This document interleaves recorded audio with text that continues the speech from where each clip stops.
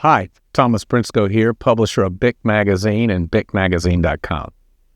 I wanted to share a major development with you that will affect much of Texas industry. Those of you who live in Texas may recall that we voted to create the Texas Energy Fund through a constitutional election in November of last year, 2023. To make Texas's power grid more reliable, the voters decided to approve the legislature's idea to spend some money to create more dispatchable energy sources.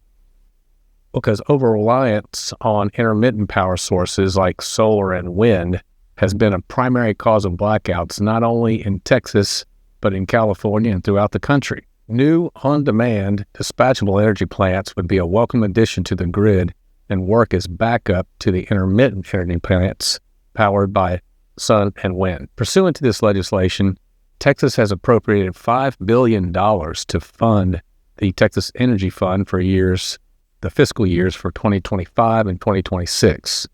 Monies are going to be awarded in the form of low-interest loans via an application process and award system developed by the Public Utility Commission, Texas. Now, here's the news.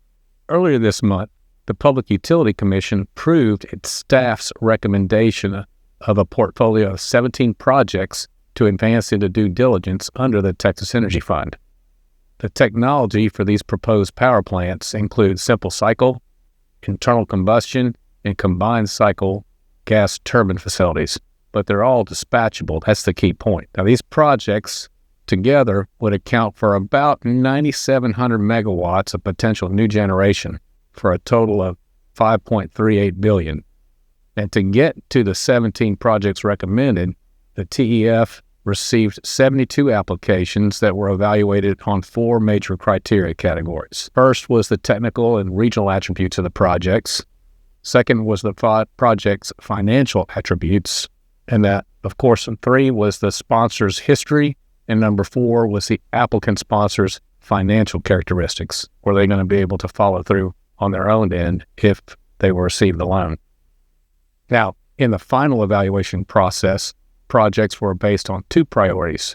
Number 1, speed to market, and number 2, the ability to relieve known transmission constraints. And I really like that. Industry associations generally have applauded the Public Utility Commission's advancement on these projects because enhanced on-demand generation strengthens electricity reliability, affordability, and industry competitiveness. Hector Rivero, President and CEO of the Texas Chemistry Council, said, "We commend the Texas Legislature and the Public Utility Commission for their efforts to enhance grid reliability and expand dispatchable generation in our rapidly growing state." These projects would significantly bolster our state's energy infrastructure. We all look forward to these projects progressing and are confident the Commission will ensure the fund's resources are used effectively to maintain Texas's position as a leading state for business, job creation, and strong communities. This step forward doesn't necessarily mean the project loans are going to be approved, but they are moving into due diligence. This is a progress point, and things are moving forward. Point of note, one application, Eagle Power's application for the Texas Fund loan, has already been denied by the Public Utility Commission of Texas for failure to, quote-unquote, meet due diligence requirements. Other pending sponsors include Howard Power Generation, NRG, Constellation Energy, and a bunch of others.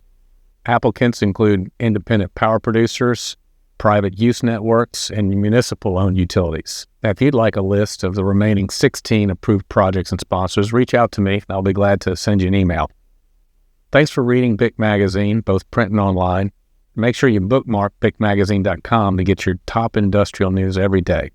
And be sure to click our subscribe button to get our newsletter, Print Magazine. Thanks a bunch.